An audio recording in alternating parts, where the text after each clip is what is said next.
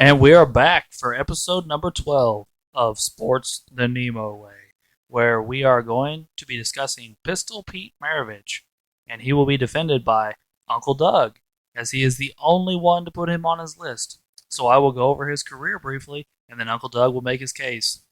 The 6'5", 197-pound shooting guard who played for the Atlanta Hawks, New Orleans Jazz, and Boston Celtics, where he won 0 championships, 0 MVPs. He's a 5-time All-Star, 4-time All-NBA, playing 10 years in the league after being drafted 3rd overall, and is a Hall of Famer with career numbers of 24, 4, and 5 on 44% shooting. Take us away, Uncle Doug. All right, Pistol Pete. He was one of those players that I think transcends. I think he could play today. I mean, he's a 6'5" guard that could handle the ball unbelievably. He could handle the ball like a point guard. He made unbelievable passes. He could score. I think today he would tear up the NBA, or at least be really good. Obviously, as Alex said, he's a Hall of Famer. He was the scoring champ in 76-77. Made the All-Rookie team when he came out. Ended up only playing 658 games over 10 seasons. He played with the Hawks after they drafted him 3rd. Had some issues there because the 2 main stars for the Hawks when they brought him in were Lou Hudson, their point guard, and I believe the center was Bellamy. Both were very conservative, very good players, but very conservative players. Pistol Pete was anything but conservative. He believed in flashy passes. He believed in unbelievable twisting, shooting, all kinds of stuff. He could also shoot long range. If you get a chance, YouTube him sometime and watch some of the passes he made. They're unbelievable.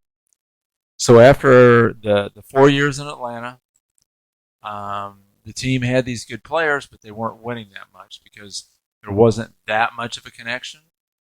So they then sent him to the newly formed the New Orleans Jazz, where he then finished most of his career. The year they moved to Utah, then he was left and went to the Boston Celtics to finish up.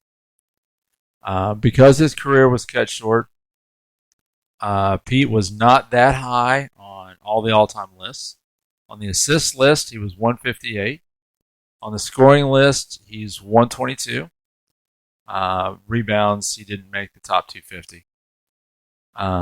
He did, probably his best game was in February of 1977, where he scored 68 points against the New York Knicks. And I believe Walt Frazier at that time was playing for the Knicks, who's considered a pretty good guard. At that time, it was the most points ever scored by a guard. The scores that were higher were all by like Chamberlain, people along those lines. That year, same year, 77, 76, 77, is the year that he was the scoring champ. He averaged 31.1 points per game that season. Another thing to note about that season, the 76-77 season, is the year that they absorbed the ABA. So besides the NBA guys, now all of a sudden you've got this influx of talent. Guys like Rick Barry, some other really good guys that we're going to talk about in the future, came into the NBA, and Pete was still the leading scorer in the league that year at 31-1. Excuse me. One thing that I kind of looked at, because his career was a little shorter, I wanted to see where his points per game averaged. He averaged 24.2 for his career. That's the 20th highest all-time average among players, and one of the highest among guards at the time. In '96, with the NBA 50th team, he was on the top 50. The update in 2017, he also made the top 50 team. One reason his career declined was because of a knee injury he had in 1978, which is the year after he was the scoring champ. And the interesting part, he was never quite the same after that. He still put up some decent numbers, but again, never touched the 31 level. Interesting part about the knee injury, he was making a 3/4 court between the leg pass when he hurt his knee. 3/4 court between the leg. That was something that Pete did. Some of the videos I watched, full court, 3/4 court passes, he was amazing at it. His dad had him training basketball from the time he was little. There was always a basketball in his hand. The famous story about his dad driving down the street in the car and Pete's got his hand out the window dribbling. His dad would send him to the basement, 2 basketballs, 1 for each hand, and stand on there and dribble off the wall for hours. Unbelievable ball handler. My dad saw Pete play more than I did. I would have been really small during a lot of this. Talked about him a lot, so that's one reason why I looked him up. And I was just impressed with a lot of the things that Pete did. No, he never won a title. He didn't win an MVP. The teams that he played on, he wasn't going to win a title. And then I think the injury kind of finished him off. So, but he ended up being my number 10 shooting guard, and so that's why he's on my list. All right. Well, I think Pistol is such a crazy story. He's such an interesting person. Whether you have him on your list or not, it's ought to be interesting debate here. So I always like, especially on these older guys, I always like jumping to Drew, so young, and see what he has to say. Well, I always go first, it seems like, but that's okay. Oh, Pistol Pete was definitely on my consideration for my list. He was right there, probably. I think he was number 11, actually. I compared him with, like, James Harden, Reggie Miller, Ray Allen, those kind of guys, but I just think they did a little bit more, and James Harden's obviously still playing. I'll use Harden for an example. He's won an MVP. He's actually averaged more points so far, more than he has with 25. He's averaged about the same rebounds, a couple more assists, but that's why I have Harden over Pete. And with Ray, he averaged less points, same amount of rebounds, a little less assists, but he also has 2 titles, and he played key roles in those titles. Like for the Heat, he made the shot, LeBron misses, Bosh rebounds, Allen 3, bang. Whoa, yeah. And Celtics, yeah. I was a little more foggy. I was a little smaller then. And then Reggie Miller. Boom, baby. Yeah, fine. He's about the same as Ray. I think he maybe averaged a little bit more than Ray. And then rebounds and assists probably about the same. And I think he played a little bit tougher of an era then. But nothing against Pete. He definitely played when, like my dad said, when they brought the ABA guys in too. So it looks like you had not half players, but definitely some of the ABA players were better than the NBA players. So you got more teams and more competition there. Yeah, that's my assessment so far. All right. Thank you, youngster. Wade, what you got, man? Well, I mainly compared him to. I had Reggie and T-Mac. I believe 9 and 10. I know Reggie's my 10. And then you have T-Mac as my 9. The Reggie argument is actually kind of interesting because Pistol Pete's better than Reggie Miller, probably. But Reggie was a lot more efficient. Reggie was a good player for a lot longer. So I think it's kind of just what you prefer. Reggie never touched 31 points a game, obviously. But he did get low 20s. One of the greatest shooters ever. I don't know. You said Pistol Pete was a good shooter. I don't know if he was on Reggie's level or not. But go ahead, you can go. I was going to say, I don't know if he's on Reggie's level either because I have Reggie on my list. I have Reggie above Pistol. Yeah. So I like Reggie too. That is one thing that they discussed in some of the things I looked at is how much his scoring would have gone up if they had a 3-point line. Yeah. Because he did shoot quite a bit from outside, and any estimate you put on it would be a guess. But they said it definitely would have gone up because the 1 year they had it, he took a very limited number of shots beyond the 3-point line, but he made 2/3 of them. Yeah.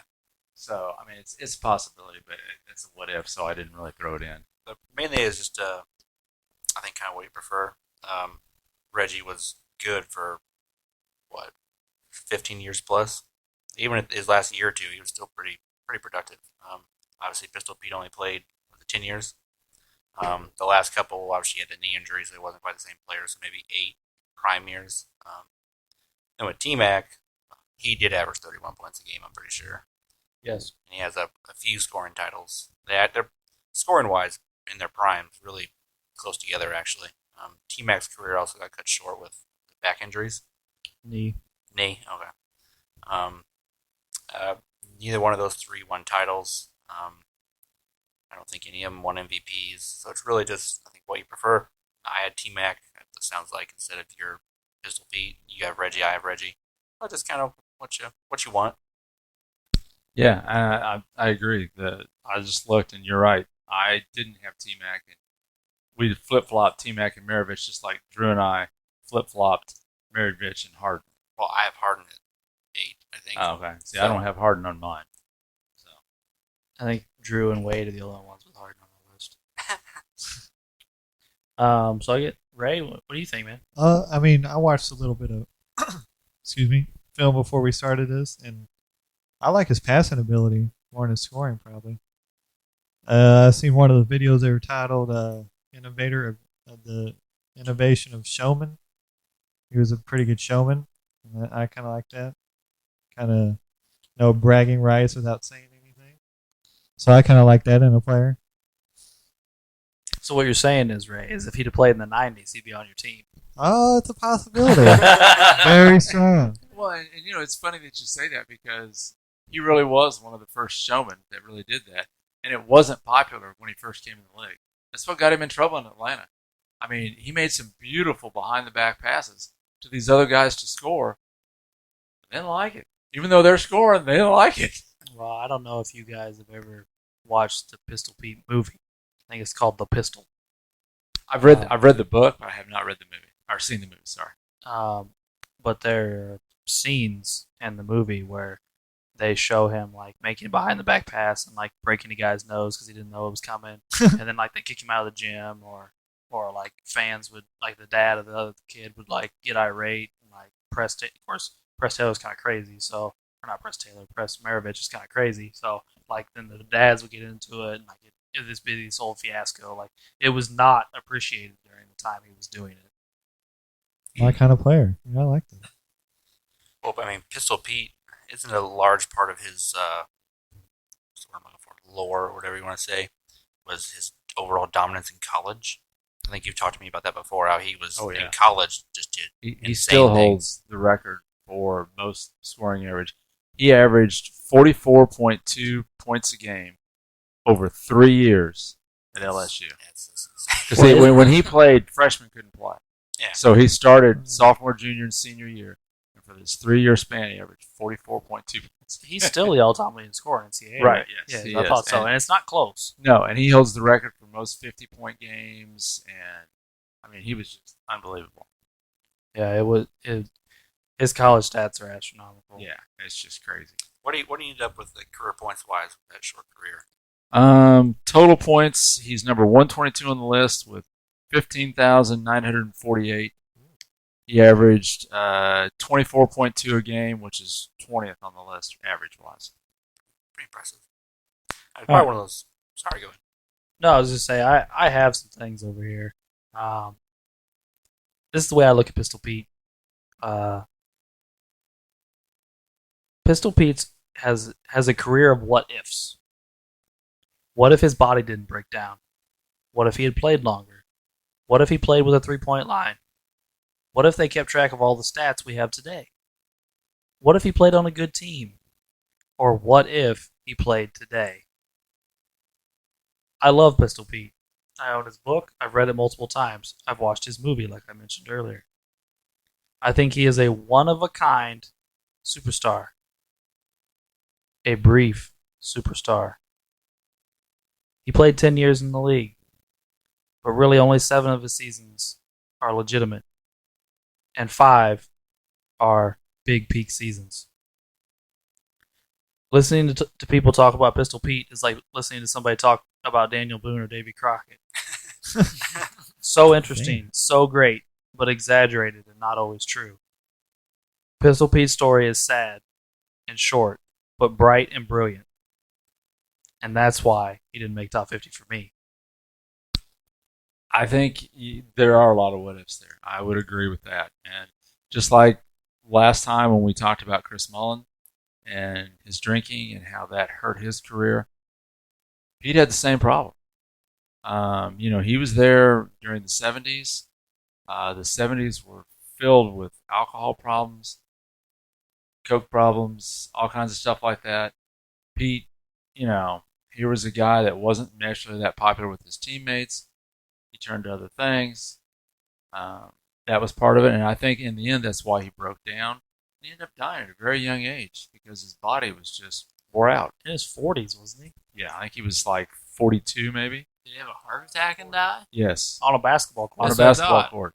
He had Like a just YMCA finished or playing some pickup games.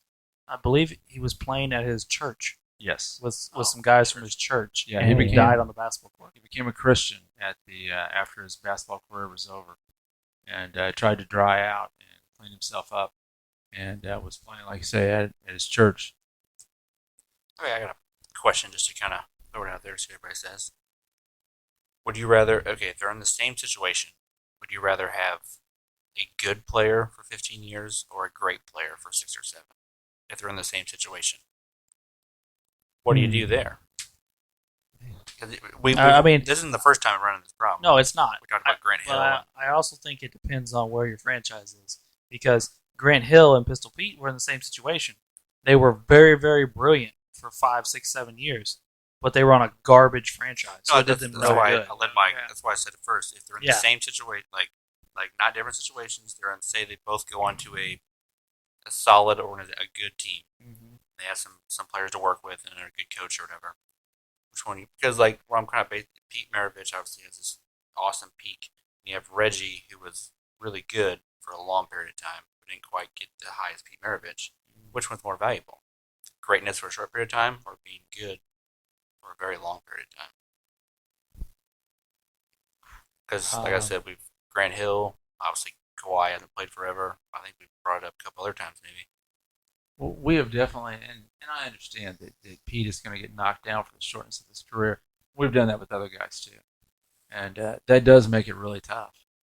The one thing that they kind of look at, again, I really like Reggie Miller too, and again, he's on my list. Reggie, if he had been in Pete's place, I think he would have scored like Pete did. But Reggie was on a team. He scored what he needed to score to win. And if you're on a good team with several good players, your stats aren't going to be as good. The Pacers were also built on defense, though, weren't they? Well, they were a They were great good. defensive team. But here, I have Reggie. Actually, just so we can get it out of the way, Reggie made all 5 of our lists. Okay. So it's not like any of us are saying Reggie's not top 50. But I think the bigger difference between Reggie and Pistol Pete is not the scoring and the shooting. It's the rest of the game. Because that's where Reggie doesn't stack up to a lot of guys. He didn't rebound, he didn't pass. And it was like 2 or 3 for his career on both. Yeah. I think it was 3 and 3 in both categories. So that's where Reggie struggles to stack up with some of these other guys. Not only are their career numbers higher than his, their peaks are astronomically higher than his as far as rebounds, assists, things like that. But then you got Reggie, who's in one of the toughest eras ever, one of the most efficient players ever at the same time. So it's also a big... And we've all seen the game where he just blows up Spike. Yeah. I mean, that's awesome. That game is awesome. Reggie was one of those guys that at any time could go scorched earth on you, which is awesome. Everybody loves watching that 30 for 30. Yeah, that's what is- one of my favorites. What is the damn name of that It's thing? a winning time. Is it winning Reggie time? versus the Knicks. Yeah, yep, you're right. You're right. I love that. But part of me also wants to say, why didn't you do that more? Because it's not like he won a bunch of championships. Right. He never won any. So if that was the case, if you could do that whenever you were pissed off, have your teammates smack you in the face or something. Get pissed off because we need to win. Yeah, but in certain situations, when you play really good teams, they're going to zero in on Reggie, and then what's he going to feed the ball to Antonio Davis? I mean, they had good players, but they were good defensive players. Right. We talked about Mark Jackson. Mark Jackson's a really good passer, but he didn't tear it up offensively. The Davis brothers didn't score a lot. No, I Smiths mean their didn't score a second lot. scorer was Rick Smits. Yeah, Yeah. I mean, they were built a specific way. Defense, everybody contributes a little bit. Reggie runs like a madman off picks and catches the ball and shoots. Yeah. Right. Right. Inside and outside. Smith's inside, Reggie outside. Mark Jackson throwing the ball. So, like, again, we're going back to situations again, but I don't know. I just thought that was interesting. It is. It's a crazy situation to think about because it's a hard question to answer. It's also hard for us to argue, I think, because Reggie made all of our lists. So I don't want to tear down my own player. You know. It's just a simple debate. I'm just trying. Oh to, yeah, absolutely. I have no problem debating it. Because I mean, obviously, you're going to look at Reggie's longevity compared to Pete's. That's where I was going to probably beat him in efficiency. But then if you look at passing and peak value, Pete's going to beat him. So I mean, I don't know. I really don't know which one's more valuable. It's really just everyone's opinion. I mean, we can use different players. That's just Reggie was number 10 on my list. Pete Well, was number. Also, 9 you or have 10 to on look others. at also another thing. You got showmanship against psychological warfare. Yeah. Which is more a little bit better towards the game. Beneficial. Yeah, I guess it probably depends on your teammates too. I would say Reggie has a fair amount of showmanship too. It just didn't look like Pistols. Pistols' showmanship was flashy passing and between the legs, behind the back stuff that a lot of people had never seen on a level like this. Reggie's was more trash talk, and after he hit a big shot, dancing and screaming down the floor. Yeah, he tried to And- fight Michael Jordan a couple times. I think. Well, that's true as well. Like, I he think also- Jordan kind of came with him. Anyway. All right, here we go. But then, I mean, yeah, then I think it was against the Knicks.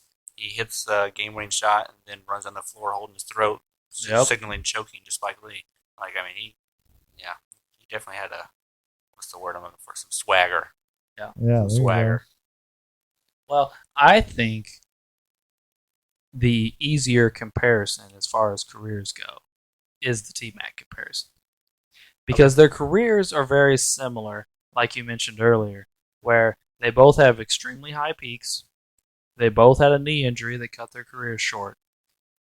The slight difference in the two is Pete gave up before T-Mac did.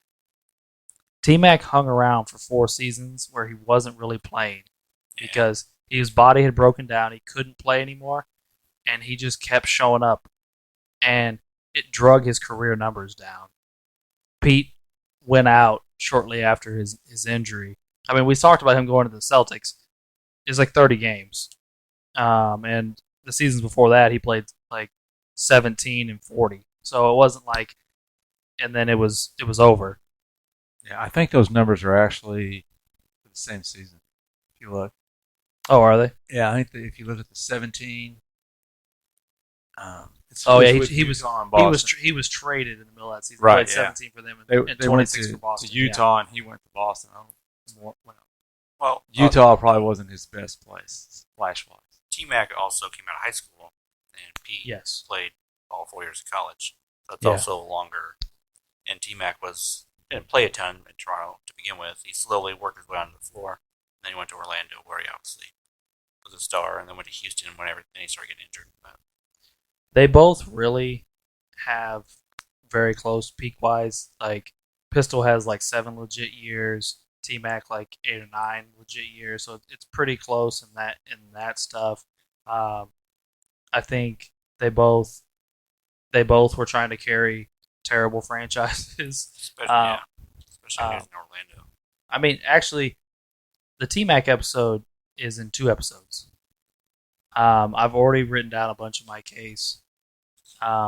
It's actually pretty ridiculous the amount of trash T-Mac was playing with in Orlando, and I think Pistol was in a similar situation. So their careers are, the more we talk about it, are kind of eerily similar. They really are. So, and as you know, we've all established at this point, I am an Orlando Magic fan, so I have a special place in my heart for T Mac. So And I'm the old guy, so I picked Pete. Another thing Yeah. with T Mac and Pete is, what about with their knee injuries? Did Pete get as much treatment on his knees as he maybe could have today compared to what T Mac got? Maybe that's why T Mac lasted a couple more years because he got better I, treatment. I highly doubt he got the same treatment. at that time, tearing your ACL was a death sentence. Right. Yeah, you were done. I mean, even at the beginning of my lifetime, tearing your ACL seemed to be a death sentence for your career. I mean, let's just think about this. It ended Penny's career, Yes. and that was in the mid '90s. Right. That wasn't just like in the '70s. Like medicine, like guys tear their ACL now, and we're like, oh, we'll see him next year. Right. It's like we don't even think about it. It's a different sport, but Adrian Peterson tore his ACL and 8 months later rushed for 2,000 yards. Right. That's true. Yeah, So- exactly. Now it's like Clay Thompson. We're like, okay, we'll just see him next year again. Then he tore his Achilles. Yeah. But yeah, okay, I have another random question. I really don't know the answer to this. I watched the early 2000s, but what's a tougher era, 70s or the early 2000s? Do you think? I don't know much about the 70s. That's my problem. The '70s is the lost era of basketball. Yeah. Really, I mean, everybody talked, even though it's almost a different sport. Everybody talks about the '60s because of who was playing and what happened. The '80s is again super super popular. The '90s carries that through with Jordan. The 2000s is what it is. The '70s is kind of get left out. Yeah. Well, like I said, when he came in, they did not like the flashy.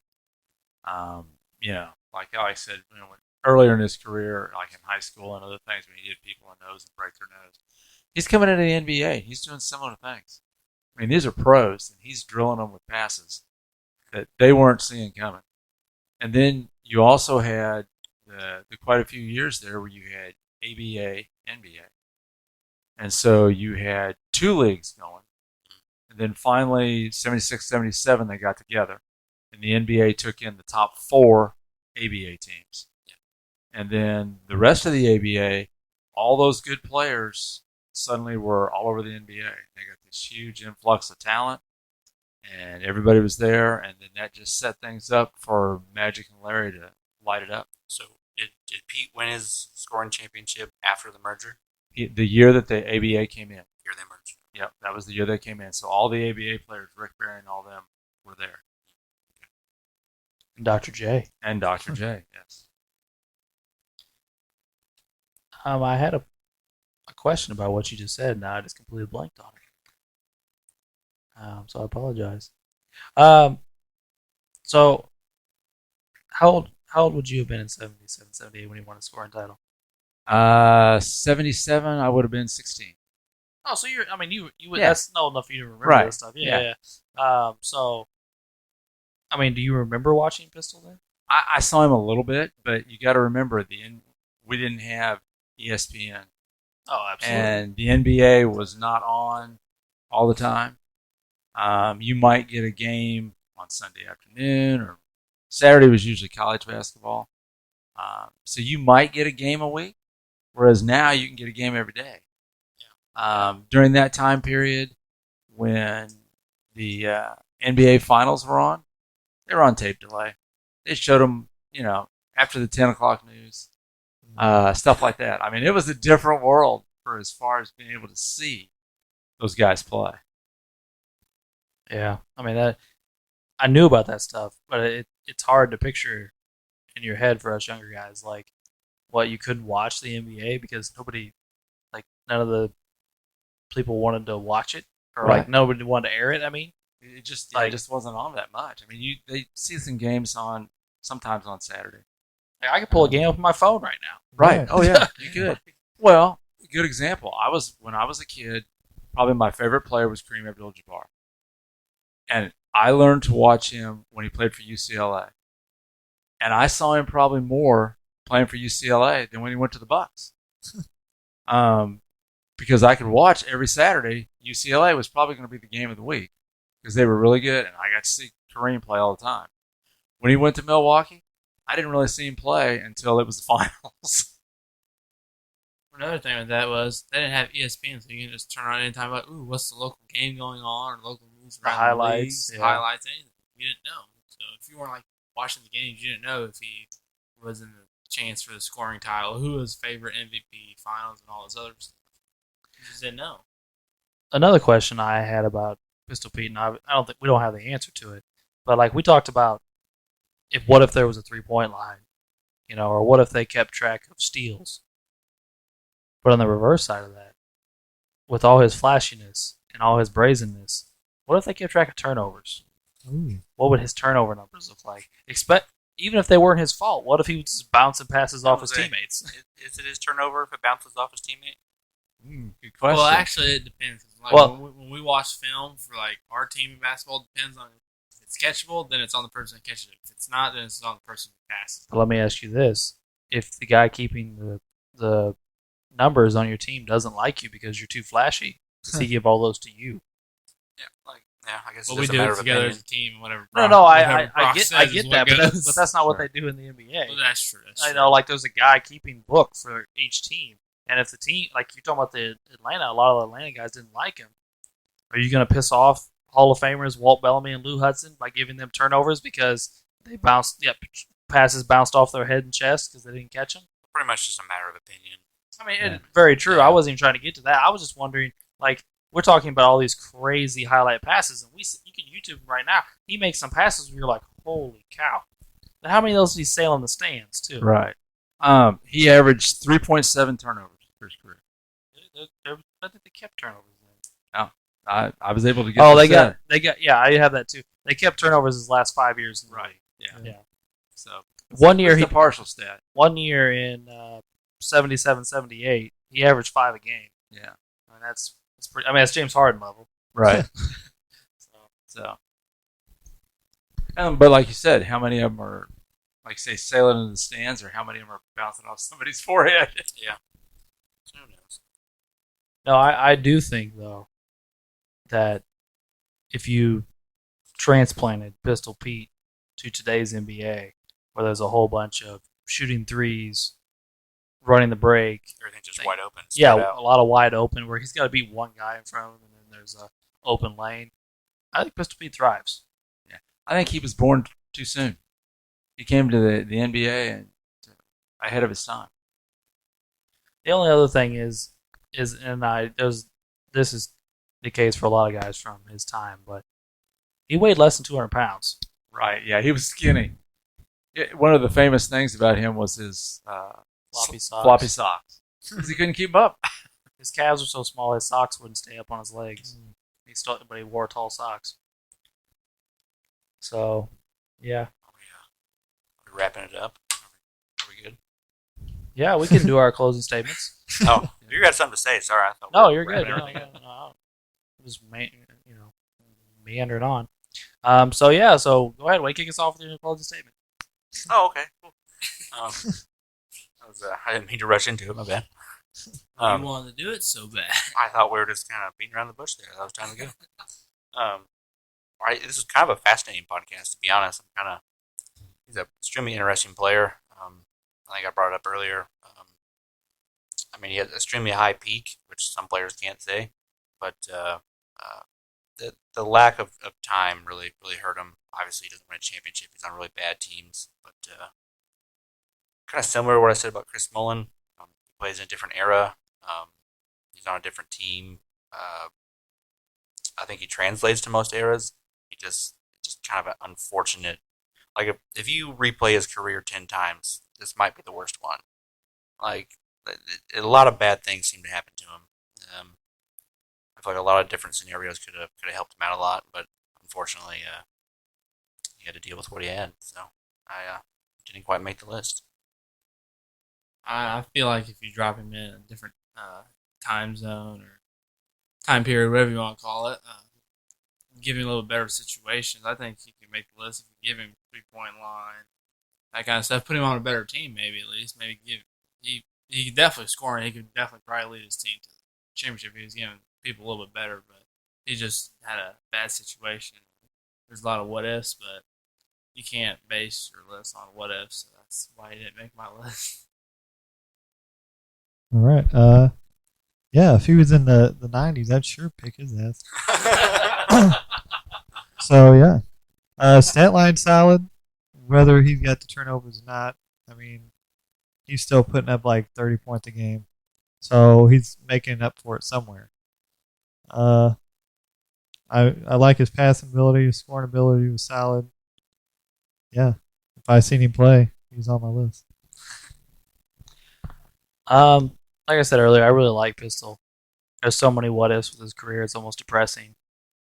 Um, I think we talked a lot about different times, or what ifs as far as those things. I think it would have made a world difference if he just was drafted by a different franchise. And I'll use somebody that's super popular as a prime example. Red Auerbach encouraged these types of things. Red Auerbach loved Bob Cousy, who was considered flashy and showy a decade earlier. And I read in Bill Russell's book, Red and Me, that Red had an obsession with Pistol Pete and tried very hard to get him to the Celtics previous to when he actually did, before he was broken down, and was never able to accomplish it. So I wonder if Pistol was running the show for Havlicek and Cowens, if that doesn't just completely transform his career, where he has championships, where he maybe has an MVP because he's a Celtic and because he's winning, and maybe him not having to carry the entire load. Maybe his body doesn't break down as quick, or maybe he's not as depressed because everybody on his team doesn't dislike him, and his guy Red Auerbach is like, "Hey, treat my boy good," because Red ran the Celtics. That was his thing. It was his team. There was no going against Red. So maybe even a change of decade didn't need to happen. Maybe just a change of franchise, which I don't have anything against the Hawks personally. It doesn't seem like it worked for him. That's all I got. I think you're exactly right. I think the fact that he was so good in college ended up where he ended up, and ended up with a team that wanted to play conservative, and that wasn't his style. I do agree. There's a lot of what ifs here. We've had other players like that. This is just one I thought we ought to talk about. Elgin Baylor once said that Jerry West was the best basketball player or the best guard that he played with. I believe he said Bob Cousy was the best guard he ever played against, but he said that Pistol was the best guard he ever saw. Again, it's a big what if, and I'm completely okay with people putting T-Mac. We're all right there. I'm just the old guy, so I got to get a plug in for him once in a while. But I enjoyed doing the research and talking about it. Not trying to be a jerk, but you switched Kuzi with, it should have been Oscar Robinson. Oh, Oscar Robertson. Sorry. Yep. I had written part of it down. I didn't get it all written down. Okay, thank you for correcting me there. With that being said, we'll move on to our next section, which is trivia, where we're all trying to catch Drew. So who wants to go first? I'll go. I have a little theme for today. My bad. For our last few episodes. I happened to fall upon career team leaders in points, and I found some of them fascinating. Who was the all-time leading scorer in Philadelphia 76ers history? I would say Chamberlain. That's a good guess. I'm going to say Allen Iverson. That's what I'm going with. Iverson. I'm going to go with Dr. J. Is Hal Greer. Ouch. Oh, man. Iverson was second. Wow. Chamberlain's like 10th. Who was that? Dr. J? Yeah. He is 4th. Yeah, I did not see that coming when I came across that. Yeah, that's crazy. Yeah, I didn't. I thought of just a handful of guys right off the top of my head. None of them were they Hal have Greer. a ton of popular players that play, like Barkley, Irving, Iverson, Yeah. Moses Chamberlain, Malone. Moses Malone, but Dolph Shays. Dolph Shays. Yeah, there you None go. of them were there. Like some of them, like Iverson was there for a little while. Dolph Shays was high on the list. Yeah, but Barkley was only there for a little period of time. Dr. J was there for the end. Well, he already played a while. Stuff like that. All right, who wants to go next? I'll go. All right. Of course, we just got through talking about Pistol. Pistol is 20th on the all-time points per game list in the NBA. Of course, number 1 is Michael Jordan. Number 2 is Wilt. Who is number 3 on the all-time points per game list? Elgin Baylor. Interesting. Kobe Bryant. Tuffy. LeBron. I'll go LeBron. I think I'm going to go Elgin Baylor. I think that was a good choice. Actually, you two are correct. It was Elgin Baylor. He averaged 27.4 Yeah, he was a beast. for his career. And he had a shorter career. So. I'm guessing you heard your dad say that one. No, actually, I saw that on TikTok the other day. Not gonna lie. Don't brag about that. I was saying it was Michael, Wilt, and I saw Elgin. I was like, okay, I might use it for a trivia question one day. And then he just said it. Like, okay. Beat it. All right, well, I'm ready. Go My for it. trivia question. So, Pistol Pete won, for keep the theme with Pete, he won a scoring title in 76-77. Who won the MVP that year? If Pete did it. 76-77. Is that Bill Walton? I don't know Bill Walton. Yeah, I think Alex is right. I'm going to go with Walton. I'll go Walton. Make it 4. It is Kareem. Bill Oh. Walton came in second, and Pistol Pete came in third. So then Walton had to win it the year before then? Because he won it, and then the next year got hurt. Right. So- I'm not sure. I'll look it up real quick, guys. Don't worry. So Pete won the scoring title and finished 3rd in the MVP. Interesting. All right, you ready, Ray? Who was the first ever unrestricted free agent? I should know this. All I'm thinking of is baseball. I can answer that question. Yeah, Kurt Flood in baseball. right. By the way, Bill Walton won it in 77-78. Oh, the year after. Okay, Next year. gotcha. Okay. Oh man, first ever free agent. I honestly don't even have an idea. I'm just gonna go with Bob Pettit because that's my man. I'll go with Artist Gilmore. Dave Bing. Okay. I'll piggyback on the Gilmore one. I don't know. All right. Man, this NBA trivia book is paying off tonight. It is Tom Chambers. Wow, what year was that? Let's see. Man, Tom Chambers. Tom went to Phoenix in 1988. Wow, they Andrew, weren't unrestricted free agents. Tom till fucked us again. 88. So does that mean that Yeah, everybody before that's- that was that's restricted? real hard this time. Yeah, Must must have have been. Bob Pettit. Those guys Tom changed Chambers. Oh Previous yeah, to That that. was James right. Worthy's better than Tom Chambers. Him must too. have all been trades. We're just having a conversation. Oh, that's a good one, Ray. That's educational. All right, so I'm gonna stick with my theme from the last episode. What NBA player had a starring role in the great movie Game of Death? Be Kareem Abdul-Jabbar. Kareem. Oh, this is the Bruce Lee movie? I don't know. Is it? Yep. Oh, Kareem. this is Bruce Lee movie. It's Kareem. Kareem. Yes, it is Kareem Abdul-Jabbar. Quit piggybacking, Drew. Exactly. No, He's piggybacking. Everyone else answered Kareem too. Only one person in this room knew the answer. That's true. And just like last week on my question, only one person knew the answer, and all four of you get the same answer, and you get it, and then I fall further behind. I've actually seen that movie.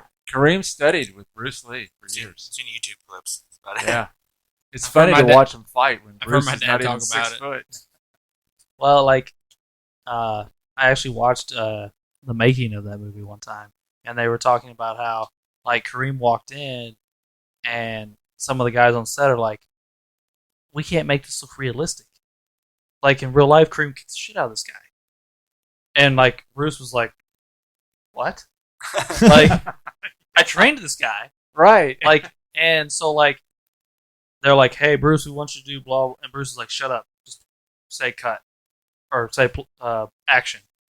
And, like, that's when he runs up the banister of this thing, kicks Kareem in the face. And it's like, and they said everybody in the room was like, what the hell just happened? He's like, they're standing across the room from each other, and, like, he runs at Kareem and, like, runs up the banister of a stairwell and, like, jumps off and does this spin kick, and it's like, all this stuff, he just does it off the top of his head. There was no choreography to it. Like, he just, like, this is what I'm going to do. Kareem described getting kicked by Bruce Lee as getting hit by a car. Sometime you get a chance, Google is Bruce Lee's 1-inch punch. Unreal. I think I've read about it. Or him playing ping pong with nunchucks. Yeah. Yeah. That's I mean, he's an unbelievable athlete. All right, so anyway, we went off on a Bruce Lee tangent there. But the scores after this week are as follows. Ray with 10. Alex with 16. Doug with 18. Wade with 21. And Drew with 22. Can't catch the other side of the room. Yes, yes. So, that being said, that'll wrap up another week of Sports the Nemo way. So we appreciate your listens and keep tuning in. Next week will be a double episode with none other than Sean, the Rain Man Kemp, and Joe, Boring as Shit Dumars. So, Wow. What a nickname. But anyway, tune in next week to hear about those guys, and we'll see you then.